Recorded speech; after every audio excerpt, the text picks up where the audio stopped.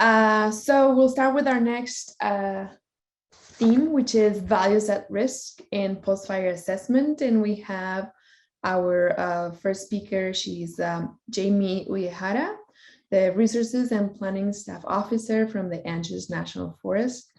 And she works with the BAER as a coordinator of the BAER for the U.S. Forest Service. So Jamie, you can take it away. Great. Thank you very much, Max, for all of that, for your presentation, because it really is very relevant to what we as public lands managers need to deal with and some of our planning strategies. So that was great to see your presentation on that. So what I'd like to talk about, and I'm sorry. So I will be talking about the 3 phases of post-fire actions that occur. I'll be talking about the suppression repair that's actually happening during the incident. And I'll be talking a little bit about the burned area emergency response that also occurs, and then the long-term restoration. All of those are things that we need to do as land managers and public land managers, as Max noted. There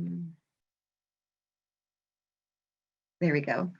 And as land managers for the government, federal government, there are different types of funds that are available for these different projects. And as you will see, this is very important to us when we're actually trying to figure out what we are doing in order to minimize the effects of fire on resources and landscape. So for the suppression repair here, we have a lot of specialists, resource specialists that advise on minimizing suppression actions on resources. Okay, so those are the reeds and the reefs. I'm not sure that a lot of you had heard about reeds and reefs, and so I wanted to point out that even during the fire, we are trying to minimize the effects on the land. We are, of course, doing safety first. We are, of course, trying for the objective of suppression, and especially in Southern California. But at the same time, we do try to find suppression tactics that are safe, but also that also minimize the environmental, cultural, and social impacts. So I just wanted to show you an example of what a reed might have done. They might have, on this right-hand side, they'd say, okay, for suppression repair, here's a dozer line. We want to make sure that there isn't any incursions into that area. And so by off-highway vehicles or by other things. So we can specify that or advise that we should have a fence post here.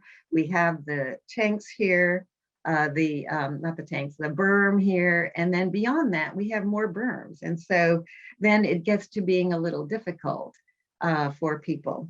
And these don't always work. Here on the left-hand side, you can see there is the dozer line that was put in here for a fuel fire break. And then what happens is on this one, people have been able to go over and around, and they have made a little bit more of the erosion, have erosional effects. And so that's reeds and reefs to help advise on the suppression, repair, and suppression tactics. So then we have our second phase, which is the burned area emergency response. And we have our teams of resource specialists generally that will try to figure out the post-wildfire threats to human life and safety, property, and critical natural or cultural resources. And these are on National Forest Service lands. And then we need to take immediate actions to manage those unacceptable risks. And Emily Fudge is our panel member, and she is on and will be giving some more information on that right after this, my talk. And so just to give you some ideas of the burned area emergency response treatments that we can have, like to point out here is the first column here. And on the next set of talks, then we'll be talking about these erosion controls. But these are the burned area emergency response treatments that we can do, or examples of them. But what I would like to point out that now we start to get into the gray area of burned area emergency response, what BAER funds will do, and then what then becomes long-term restoration. There's a very hard line on that right now. And so here is an examples of the differences between what BAER can do and what BAER cannot do, and what needs to be kicked into long-term rehabilitation needs. So this is from our webpage, our national webpage on BAER. So you can go ahead and look for this page, and I can also put that in the chat later. So now long-term rehabilitation is incorporated into our program of work. And this means that we are being projects or program managers. And as you all know, the federal government has processes. We are your stewards. We are you, the public, or are the landowners. And you, even if you're a public lands employee, as a private citizen, you are a landowner, basically, of these public lands. And so we need to figure out ways in which to do these long-term restoration or long-term rehabilitation. And the funds that come out from these, the funds that apply to them are here. So let me go over the process a little bit here. How do you do projects to achieve long-term rehabilitation? Well, first you have to have an idea. And you have to gather the idea, the feasibility of that idea. And our academic partners, our academic partners, our research branch, our ecologists, and just the papers, the literature research, etc. We gather all that information as much as we can, but you remember that isn't our main idea, is to simply try to get these projects done, to get to our goals of long-term rehabilitation. And for that, we need to ask you, the public, what it is that you want us to do, and how do you want us to spend our public funds. And so that is the actions that we take through our National Environmental Policy Act, often called NEPA. And we go through that process. Sometimes it's a short process, sometimes it's a long process. And then we do the projects. And very important, and something that we're not as good at, is reporting it back out and telling you that's what we did. And then the very important step here is the adaptive management. Well, we did this project. Did it do what we wanted it to do, etc.? Those are all very important things. And should we keep on implementing, and how are we going to maintain those projects? So that's all the adaptive management part. As a land manager, these are all the things that I think of. And this is the team, what our team, Forest Service, does as land managers. But as you know, as a project manager or program manager yourself, how do you fund these projects? You know, that's kind of an important issue. And more, what has happened is we need to go to partners in order to figure out contributions, or we need to go to partners in order to help us with our workforce capacity. So I'd like to go into an example. Oops. There. which is the copper fire which burned in July 2002, so almost 20 years ago, or almost 20 years ago. And it burned about 20,000 acres, and it was mainly in the San Francisco Canyon area. This little bubble over here. Okay, and so there were a lot of resource effects to this, to this copper fire. There were a lot of heritage artifact effects to cabins, historic cabins, etc., and mines. There were infrastructure effects to the roads and to culverts, etc. There was endangered frog habitat effects, and there was also an armored three-spine stickleback and a plant, Nevin's barberry, that was affected by that. And of course, one of the most important things is that we had burned and destabilized slopes that were also effects that we needed to take care of. And so in the suppression repair, this is sort of a combined thing. In order to take care of in order to suppress that fire, we use 624,000 gallons of water. We use 605,000 gallons of retardant. We put in 72 miles of dozer lines. And in order to repair those, we put in erosion features such as water bars. Back then, that water bars were a lot more prevalent than now. I'm sure Pete Rochad will be talking about that.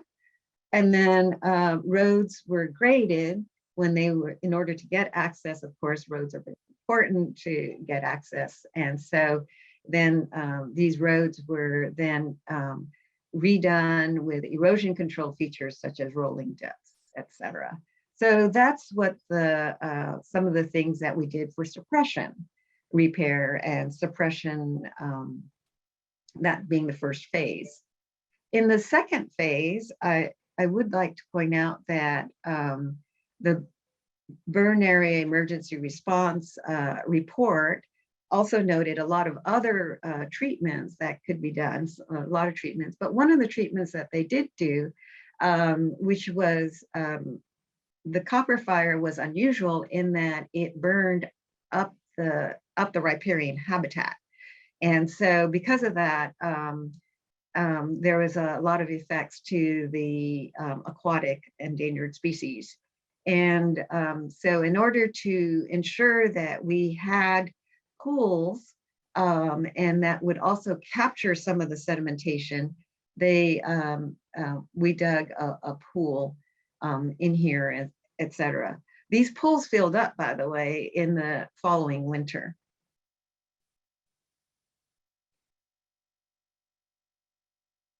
So that was the BAER response for the copper fire, and just an example. And so now what I'd like to talk about are some other actions that we have done for the copper fire area. We have completed NEPA projects, 4 projects in copper fire area. And then some of those were for the gold-spotted oak borer and forest health projects. And in order to do that, do those projects, we bought a debarker for oaks, we obtained an air curtain incinerator, and we completed NEPA because we needed more phases of treatments. In addition, we did some other we did some forest health treatments and fuel reduction treatments. And one of those was conducting burns in areas that had been infested with gold-spotted oak borer. And then after that was taken care of, then we went in and also reduced fuel loads and helped in forest health projects. And we also got a grant. One of the things we did was we did Joint Chiefs funding We got a grant, wrote that proposal up, and one of the projects underneath the Joint Chiefs funding, it was a landscape, it was for landscape projects, but one of them was to make sure that we were able to grind the oaks, the 82 oaks that were chipped by a tub grinder. And so I want to give a shout out to Steve BAER, who will be on a panel later in this time, and Vilja Sukauskas, who will be part also of the field trip down to Green Valley on March 2nd. And a real shout out to our entomologists, forest entomologists, or zone entomologists, which are Dr. Andrea Hefty and Dr. Stacy Hishinuma. So, you know, so we're going along. These are all these projects that we did for at different stages past the, you know, for the copper fire. We're talking long-term restoration, right? And so one of the things that happened after the copper fire was very important. Copper fire was a watershed event. I don't know how to, that's no pun intended there, but the copper fire is the fire where we established, the courts established that we could get settlement funds for environmental harm. And so we, the Forest Service has been doing that now, that when we have fires and if there is environmental harm and if we are making a claim, then we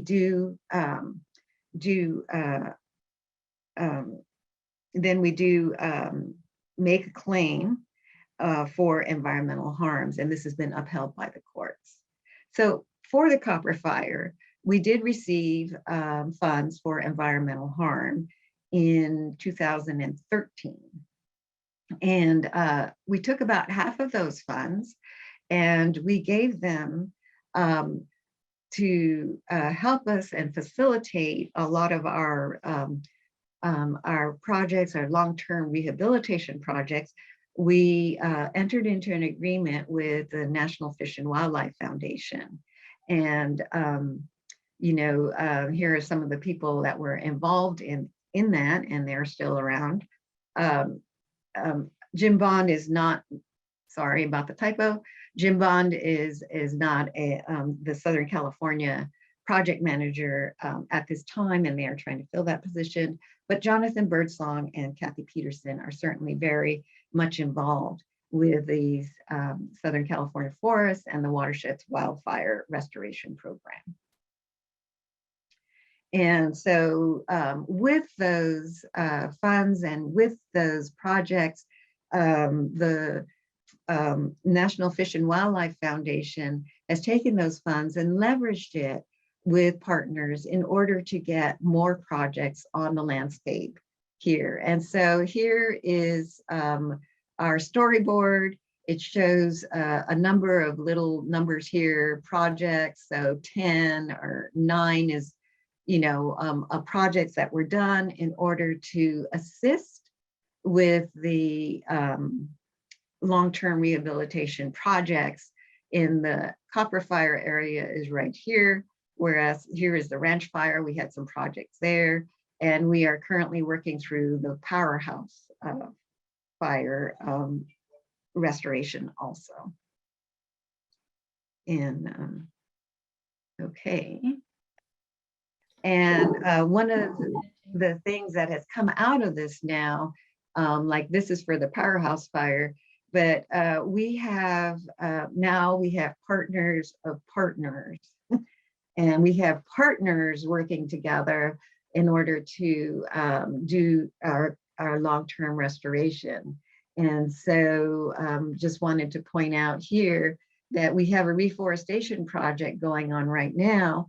And here is a picture of a seedling 1 year later of a conifer seedling. And so here was a field trip that we took in order to plan the rest of our projects.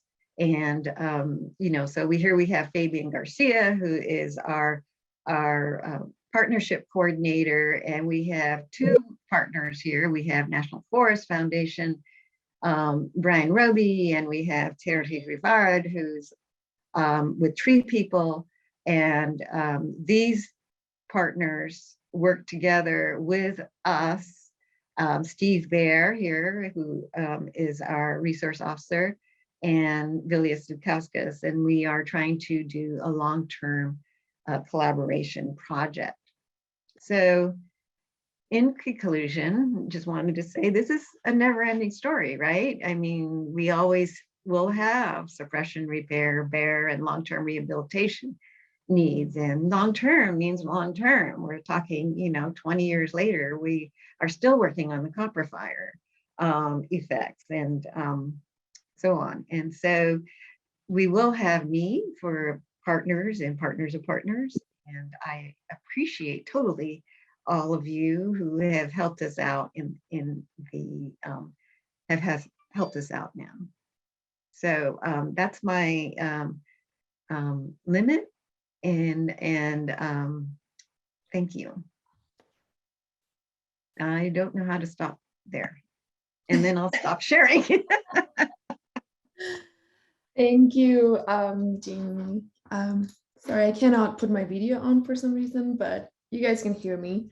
Thank you, Jamie. And we'll do questions after our three panelists also introduce themselves and give a little short presentation or to have time to speak. So I'm going to introduce all three of them right now, and you guys can just hop on one after the other. So next we'll have Emily Fudge. She's a hydrologist and burn area emergency response team member at the U.S. Forest Service. We have Barbara Tejada, Cultural Resources Program at the California State Parks. And we have Mark Mendelson. He's a biologist at the Santa Monica Mountains National Recreation Area. So with that, I'm going to leave the floor for the panelists.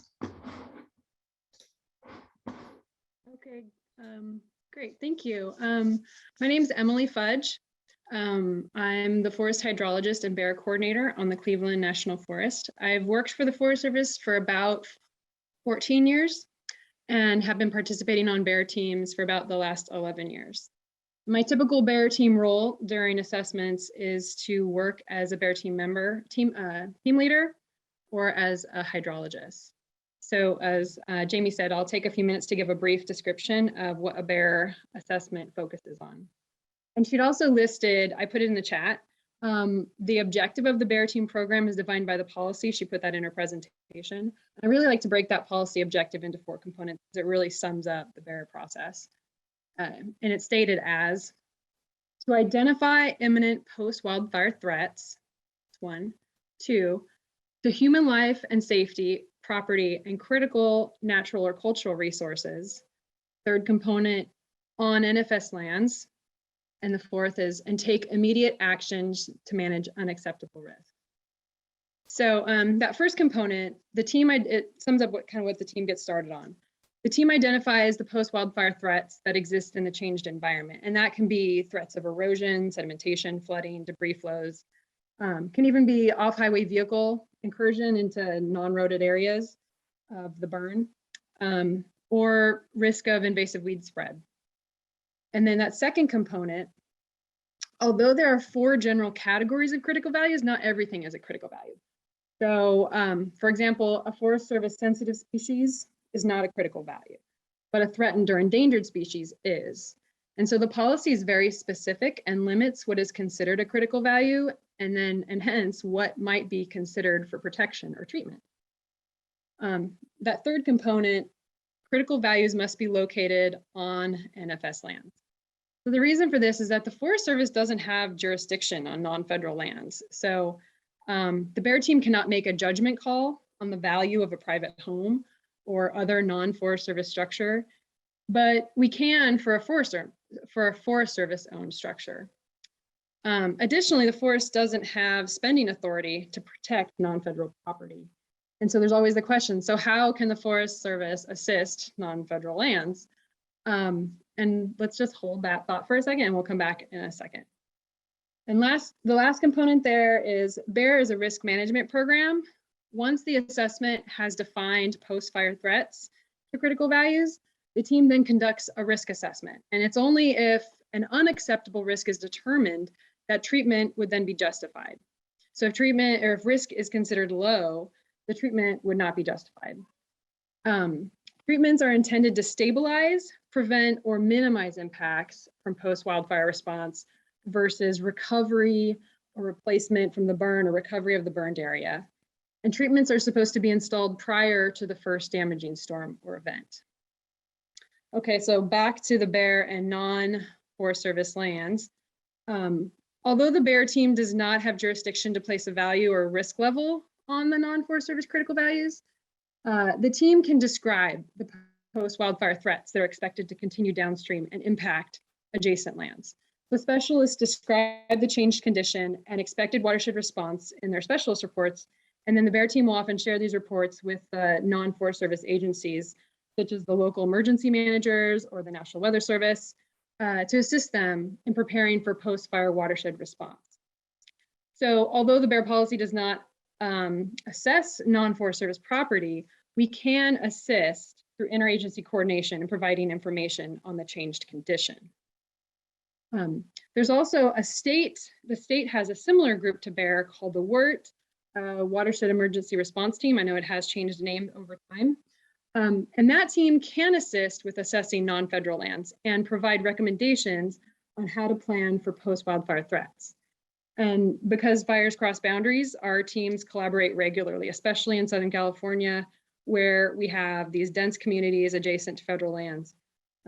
We work together to minimize the risk of critical values falling through the cracks. We also try to produce consistent reports that capture the post-wildfire threat, give consistent messaging to avoid confusion, and just to share knowledge with each other. With two teams working together, that means we have more eyes on the ground and more opportunity to produce useful information. And the difference between BAER and WERT, besides being federal versus state, is the BAER also has a funding mechanism to implement treatments, whereas the WERT team does not. So, and the BAER team makes our recommendations to the regional or Washington office, where they will in turn review the request before approving funding and then allowing the forest to move forward with implementation. So that's it. Thank you.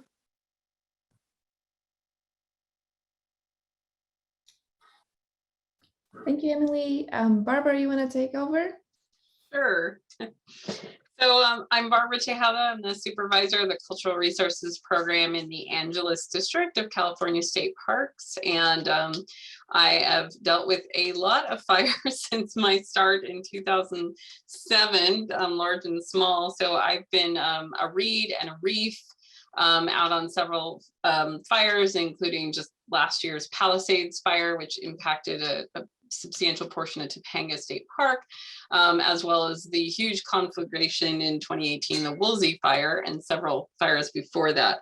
So as far as cultural resources are concerned, there's a little bit of a different, some different things to keep in mind post-fire. Of course, if there's large archaeological sites, either historic period or Native American period, the removal of all the vegetation makes those sites a lot more vulnerable and exposed to potential looting concerns. So that's usually right after the fire. If there are well-known sites and very obvious and visible sites to the public, that's something we work with our law enforcement to and other staff to step up patrols and keep an eye out for anything that might be happening, at least until some of the plants regrow and kind of cover things. In some cases, we don't do a lot of active, response to that, just because by putting more stuff out there, it may make it even more obvious. So it's kind of those plus and minus, or impacts to those resources. How do we address that? Something during the Woolsey fire, which came up that I hadn't really dealt with much previously, is utility repairs. Large fires, there's a lot of as things, the fire goes through. The utility companies are right in there because there may be down power lines, burned power poles, and they're on it really quickly to replace those. And one of the things we found was that some of those power poles and power lines are located within sensitive cultural resources. So that's something that we were during Woolsey fire, we were literally driving around following the pole trucks and seeing where are they going? Where are they taking that pole? Because we did have a few locations where there was really sensitive archaeological sites that the poles were sitting in. So that's something post-fire that we dealt with a lot. And of course, as mentioned, the suppression repair process. In a lot of cases, at least for archaeological resources, the fire itself may not have a huge impact. I mean, some artifacts get burned and, charred and that sort of thing, and they're exposed. But it's the suppression impact, impacts to those sites.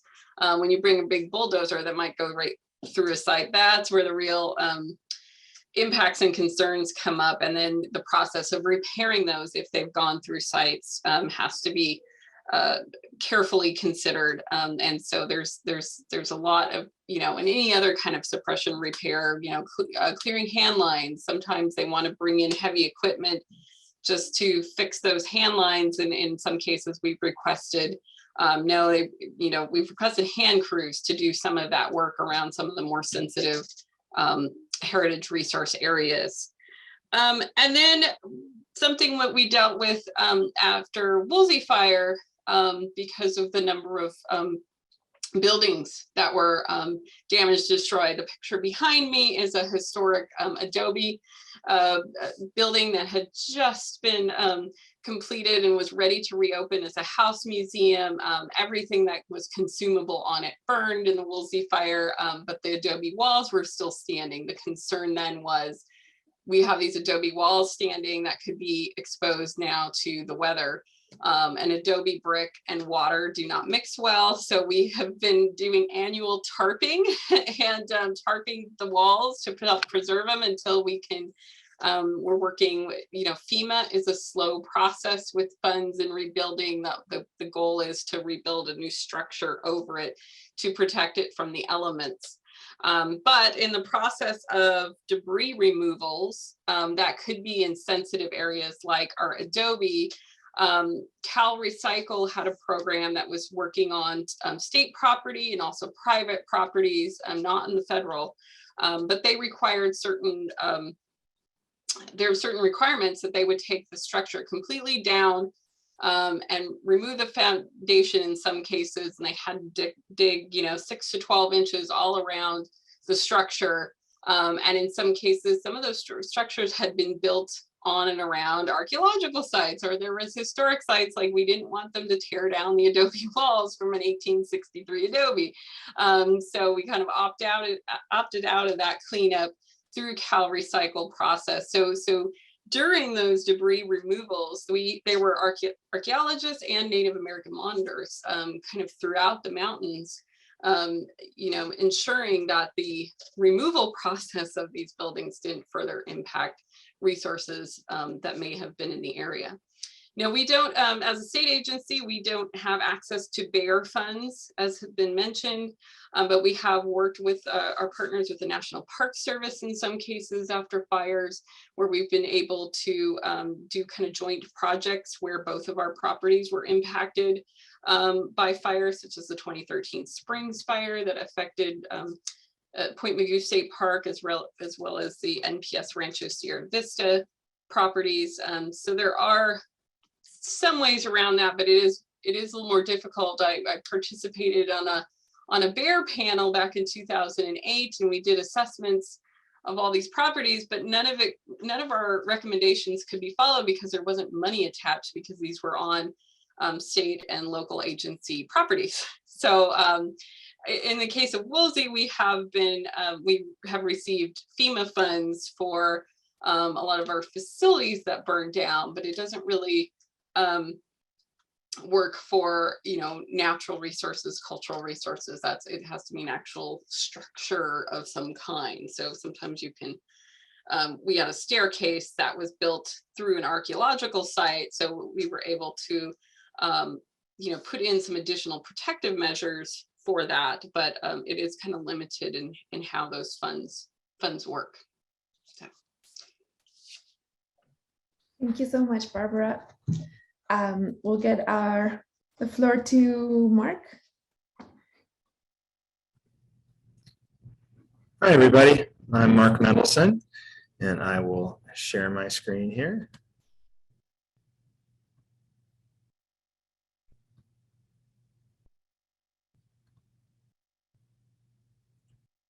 All right. Do you see full screen of my presentation? Not full screen yet. Okay.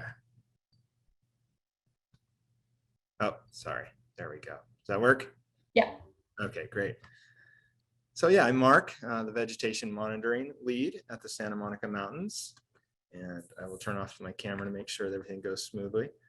And on this title slide is one of our team's post-fire monitoring in the Santa Monicas, with the Channel Islands barely visible out there in the ocean.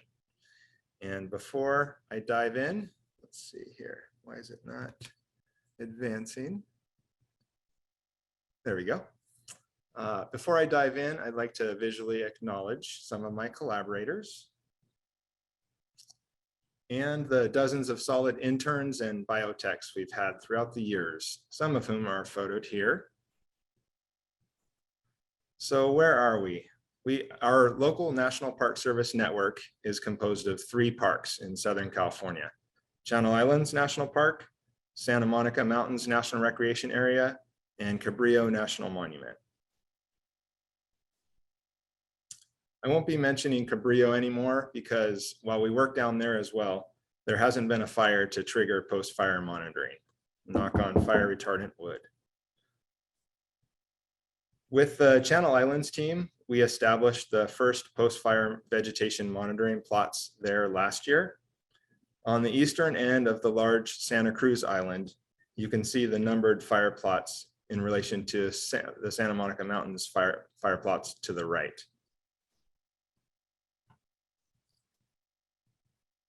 The Scorpion fire in 2020 was about 1,400 acres.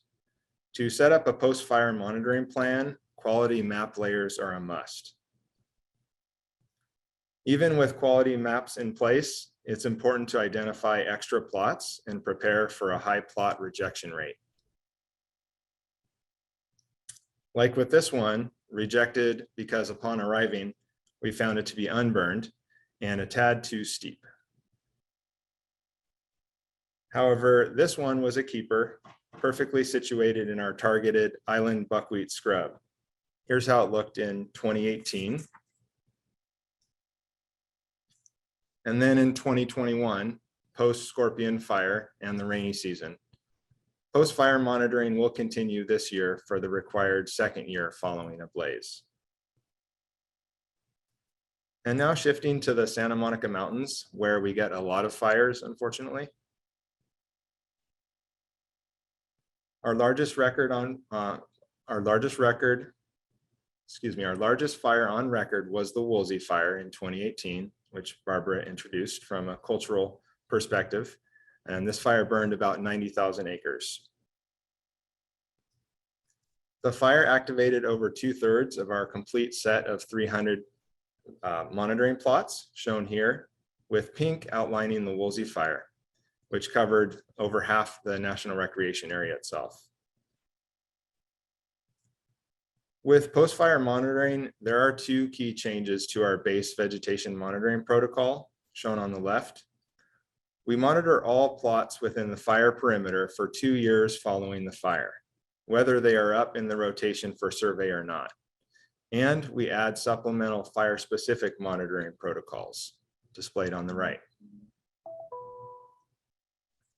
One of the most noticeable early results following the Woolsey fire, non-native mustards skyrocketed. However, we've documented significant native shrub resprouting and growth as well. starting with this rather bleak looking scene 4 months post-fire to this same spot just over 1 year later. See the person standing there?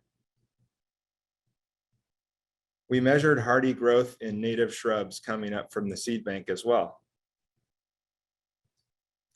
only overshadowed initially by the faster growing, abundant fire following perennial herbs. We've found though that the native vegetation recovery is highly dependent on rainfall patterns.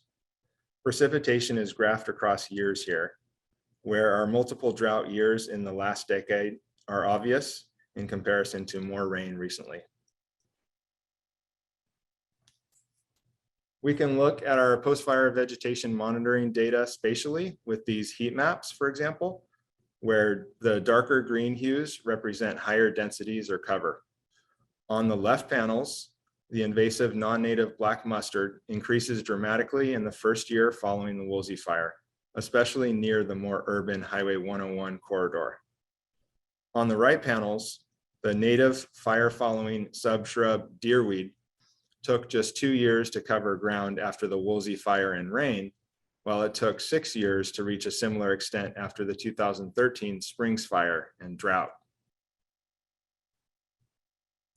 Aside from vegetation, we also conduct long-term and post-fire wildlife monitoring, focusing on groups such as amphibians, which can be particularly sensitive to changes in habitat conditions following fire. For example, one federally recognized value at risk is the California red-legged frog, pictured on the bottom left.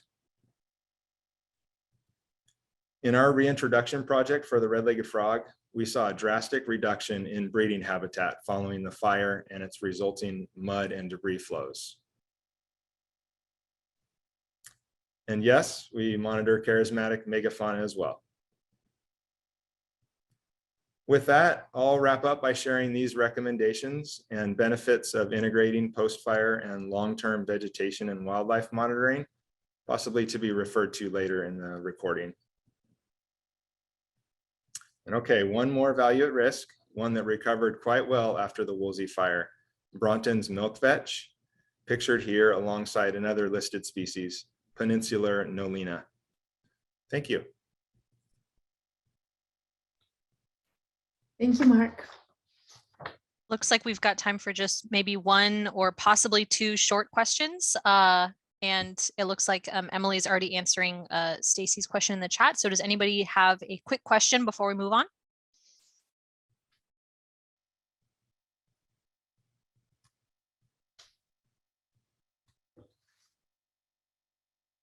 And please feel free to type that into the Q&A if you have a quick short question.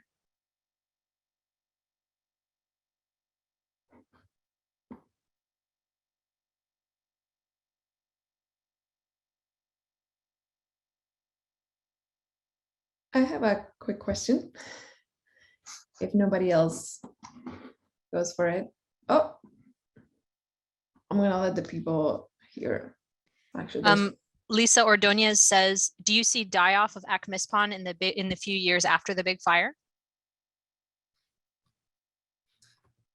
No, we haven't really seen die-off of Acmispon yet.